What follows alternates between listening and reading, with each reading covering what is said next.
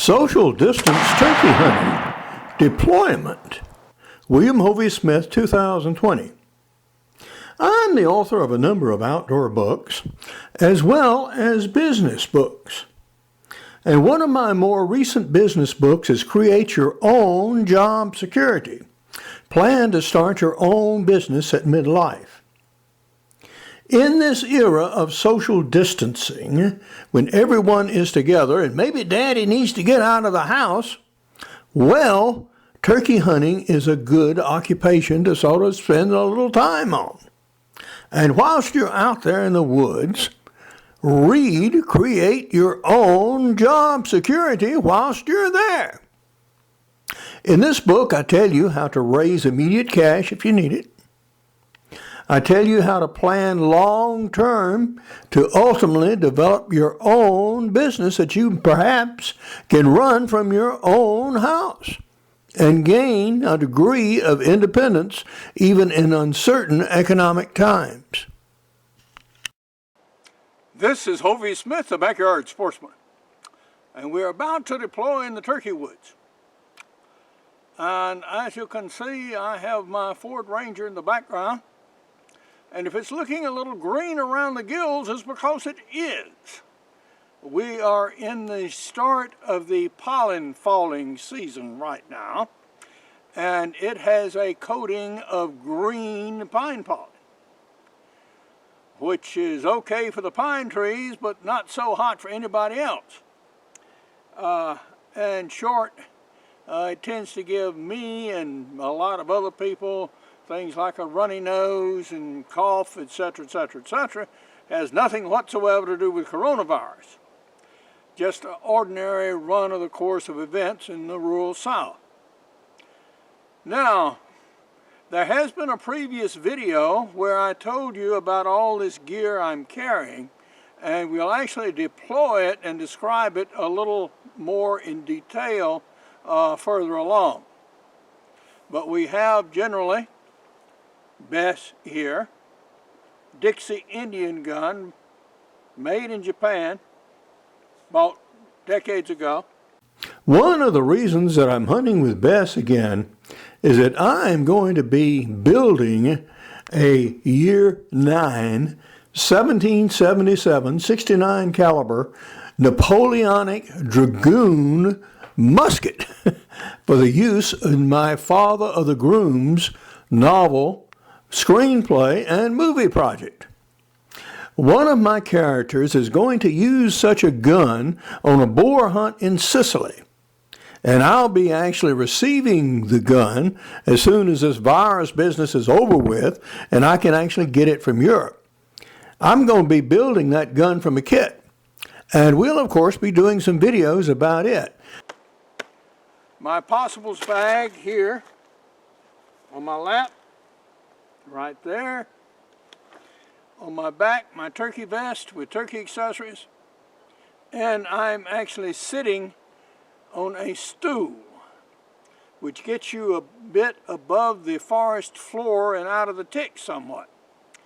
This is also tick season, and we, like other parts of the nation, have Lyme disease. This is a food plot set up in the pines, and as you can see, it has stuff growing in it. Also on the top of the hill, I have a blind that I could occupy, but I'm not. I'm going to set up by a pine tree here and put some decoys out in the plot. And you can see how it goes behind me here.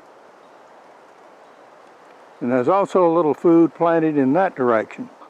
So when the turkeys move through, they'll tend to want to walk through this clearer ground rather than out in all of that stuff for obvious reasons.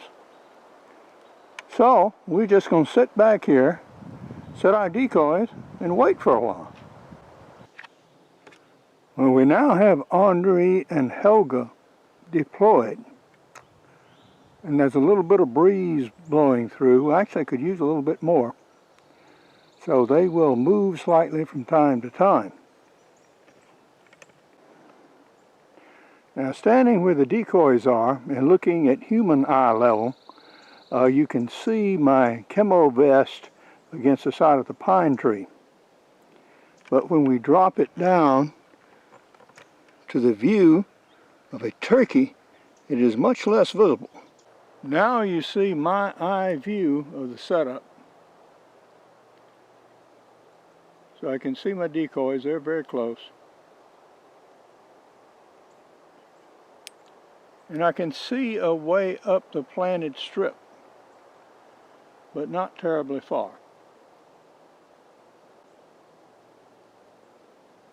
So if the turkeys aren't saying anything or making very much noise, I'll not know they're coming until I actually, all of a sudden, bang, they're right there and almost within range. About every 15 minutes, I'm giving a soft call sequence.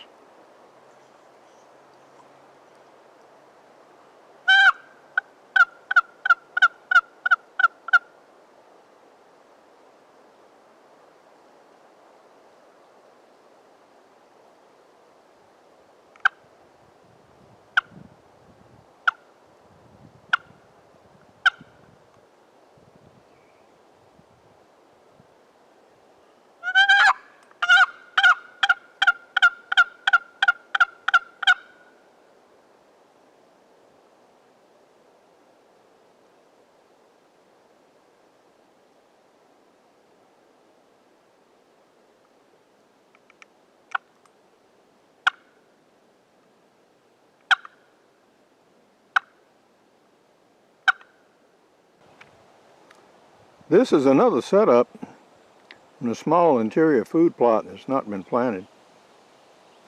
And we've got Andre and Helga out there, and we've been out all morning, and there has been activity around, but I can't seem to attract anything to me. We've had some hens moving around to our right, and then down on the other end of the place, there's been a gobbler that's been sounding off most of the morning, but he shows no inclination to come up this way, at least not this time of day. And Bess and I have scored again. A few seconds ago, we shot a nice eastern turkey on my farm here in central Georgia. This is a beautiful bird. It is a clear day today. It's getting hot. It's going to be nearly 80 degrees. I know some of you are still fighting snow and stuff, but no, it's right warm here. This is an adult bird.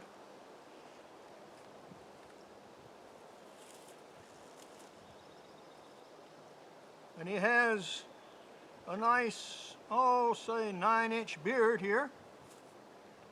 And wow, long hooked spur. This is the longest spur I think I've ever taken on a turkey. That is at least 1.25 inches and hooked like blazes. This was an old battler. I mean, he has been in many, many fights, I guarantee you. Wow. This is truly a trophy bird. I took him from a blind as he was approaching a food plot, but there is no food scattered on the ground here. So this was not shot over bait. I had been calling, and I heard him respond. Call, respond, call, respond, call, respond, call, respond, and that went on for about 15 minutes. And then he finally decided to slowly approach.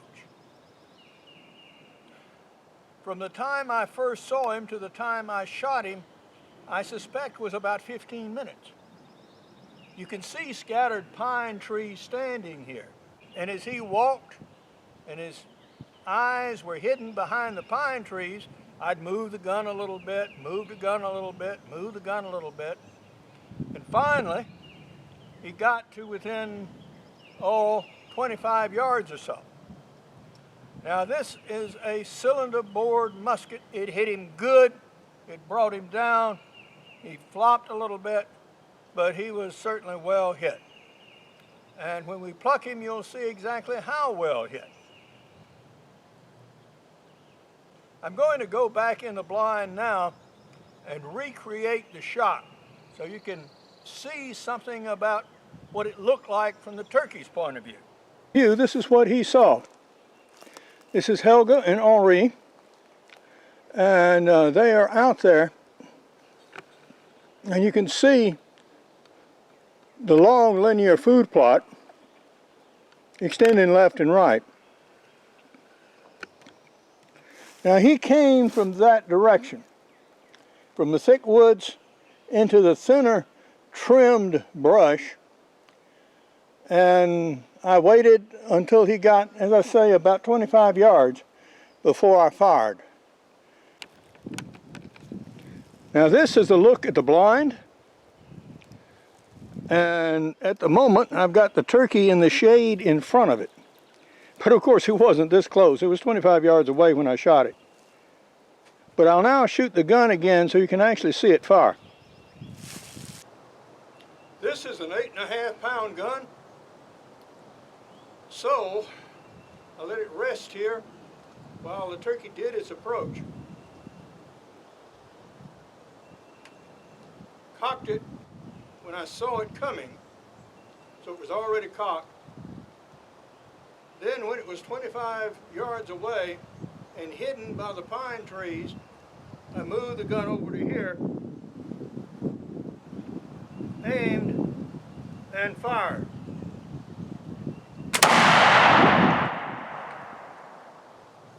And had one dead flopping turkey.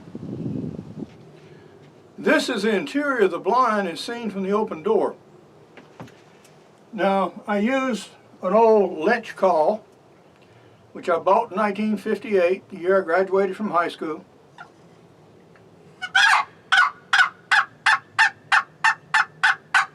And that is a call he liked.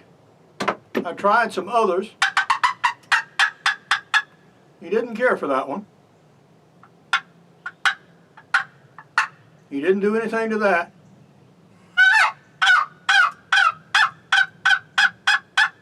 But that one he responded to every time and ultimately came to. Now the problem with a box call is if you're holding a gun, you cannot operate the call at the same time. Since I hunt alone, and unlike the Realtree folks and Mossy Oak, etc., I don't have a cameraman and crew and sound guy and setup guy and blah, blah, blah, blah, blah, blah, blah. Well, you did not get to see the kill shot. And on my stuff, you almost never will. I want to worry about shooting the bird first, and then I'll tell you how I did it.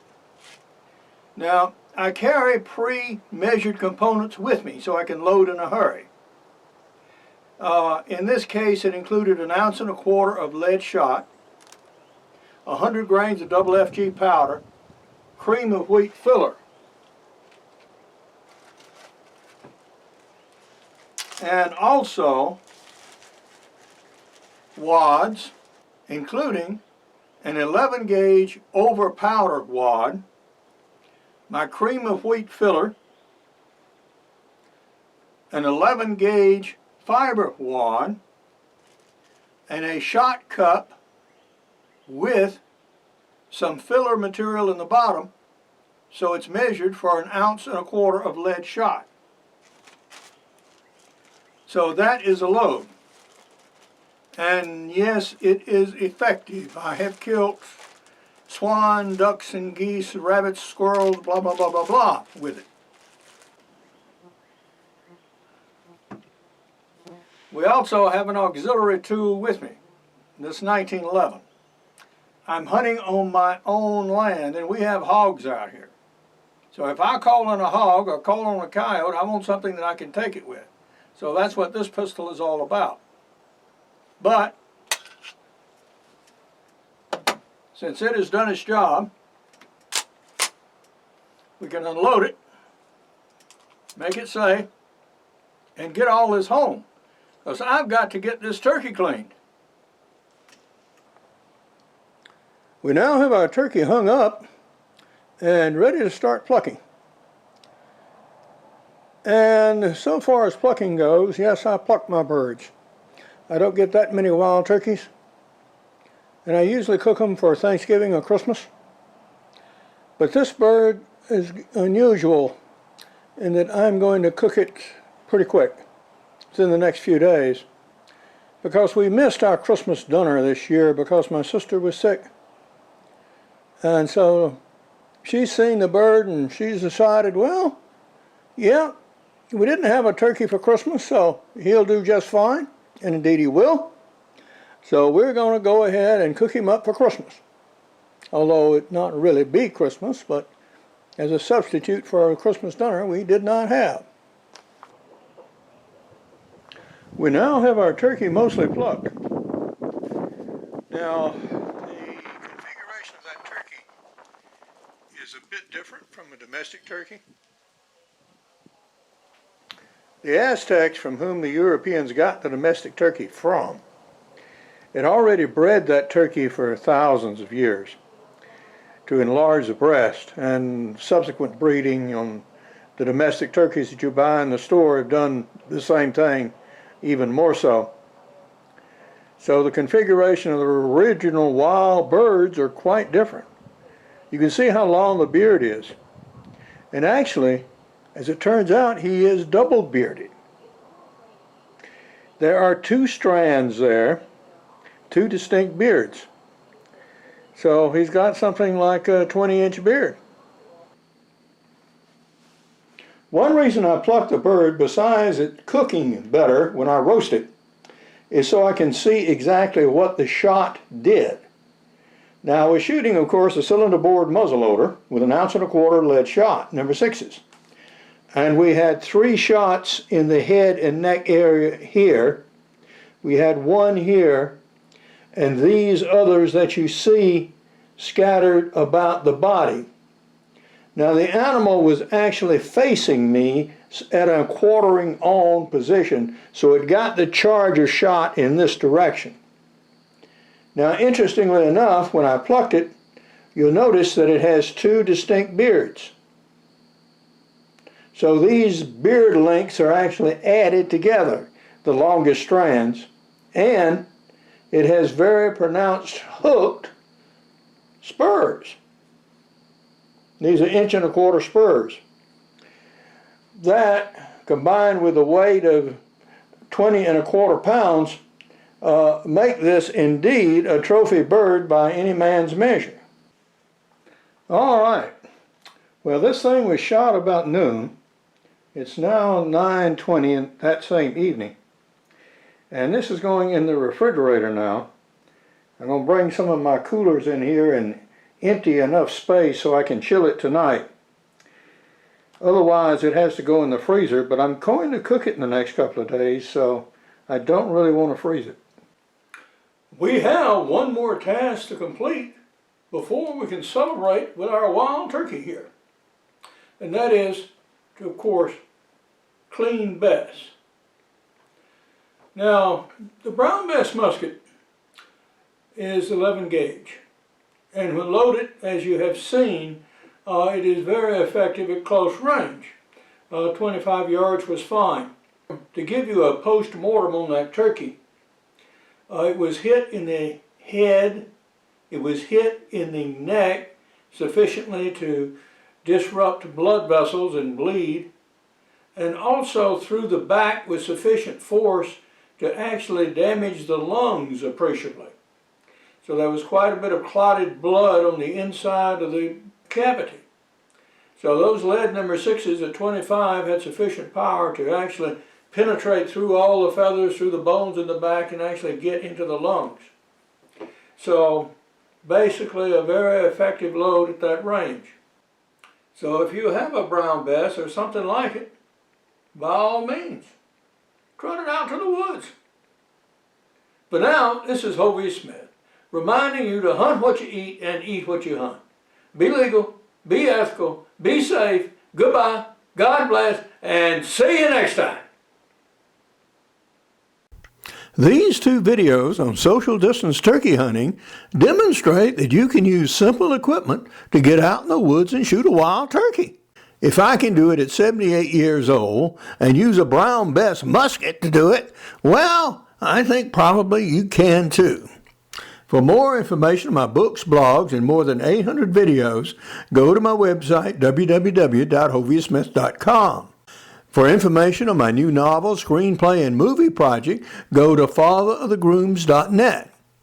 Now, I'm going to have a Kickstarter project starting up on April 15, 2020. And contributors of $50 will receive a limited edition, numbered softcover of the first draft of the novel. Now, if you like my videos, help me finance my work. Good hunting and good eating from the outdoors. Goodbye, and God bless.